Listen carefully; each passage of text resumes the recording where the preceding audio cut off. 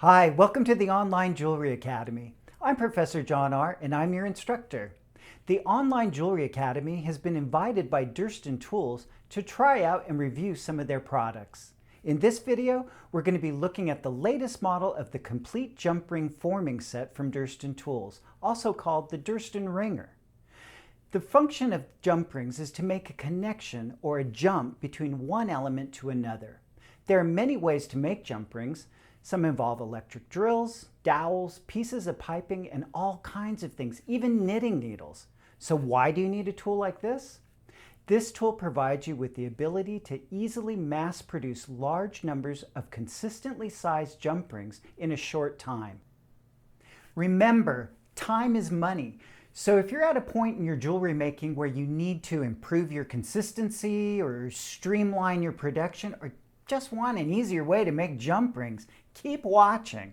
I'm going to show you all of the great features that this tool has to offer.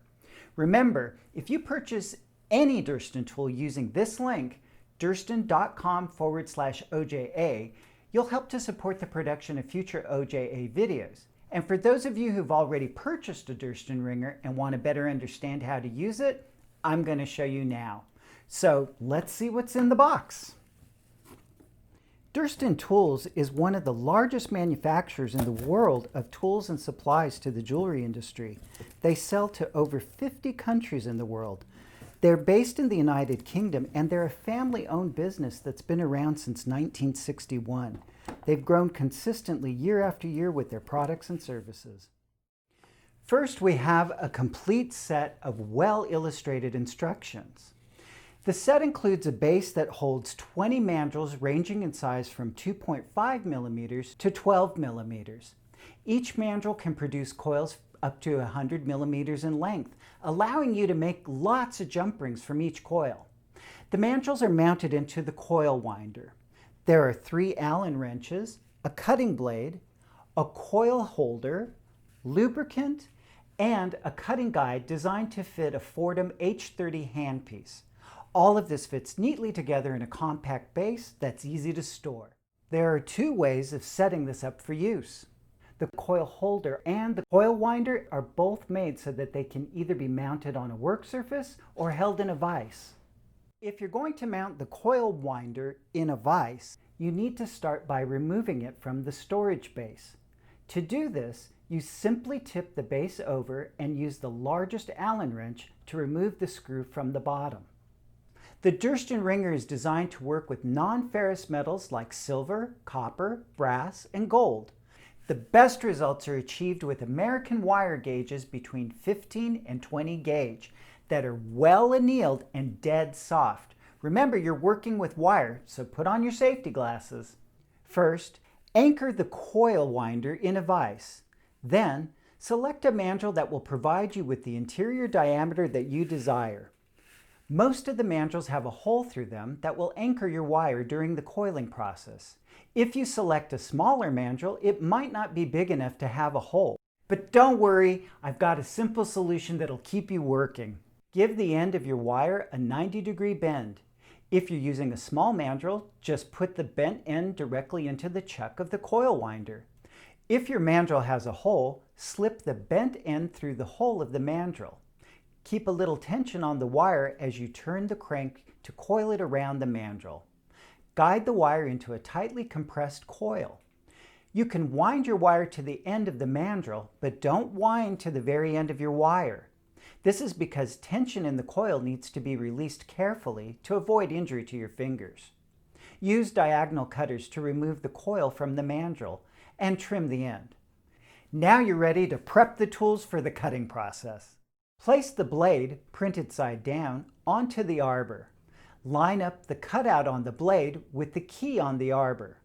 Place the other side of the mount over the blade and lock it in place using one of the Allen wrenches.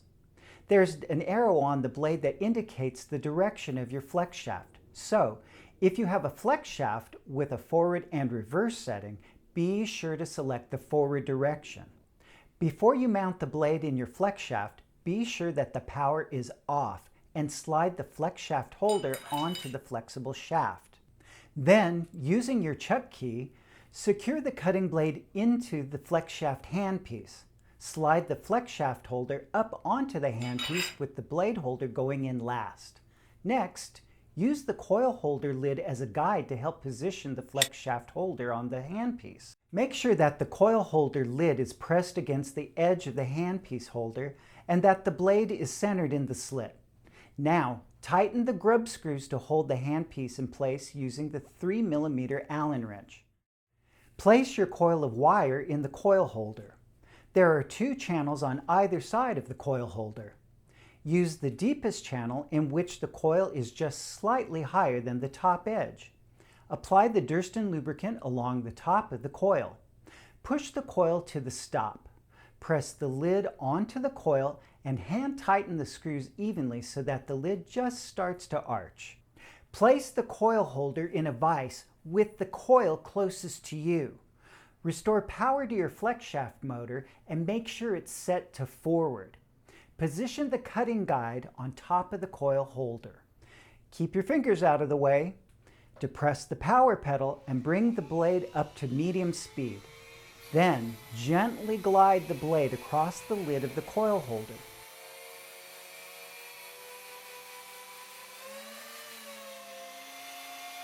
When you reach the end of the lid, take your foot off the power pedal and allow the blade to come to a complete stop. Now you can remove the blade from the coil holder. Remove the lid to release your jump rings. Your jump rings can be cleaned in an ultrasonic and deburred in a tumbler as required. In my opinion, the Durston wringer makes cutting jump rings a breeze. I would remind buyers that the tool only comes with 1 blade, so you might want to consider ordering extra blades so that if the original blade breaks, you can complete your cutting. Additionally, users may want to use a permanent marker to mark the outside of the coil holder to indicate where the cutting stop is. This will ensure that you won't make a mistake when you're cutting your jump rings. I hope that you've enjoyed this video. If you'd like to purchase a Durston wringer and help the Online Jewelry Academy, we have a link in the description below. If you're interested in seeing all of the products from Durston Tools, check out durston.com/OJA. The Online Jewelry Academy has over 300 free videos on its website at onlinejewelryacademy.com, and we have 3 paid courses on udemy.com. There's colorful silver jewelry that provides complete instructions for beginners. Our Hinged jewelry course shows you how to create a well-articulated bracelet, and our stone setting course provides instruction for 5 different types of stone setting. You can find links to discount codes in the description of this video. Thanks for watching.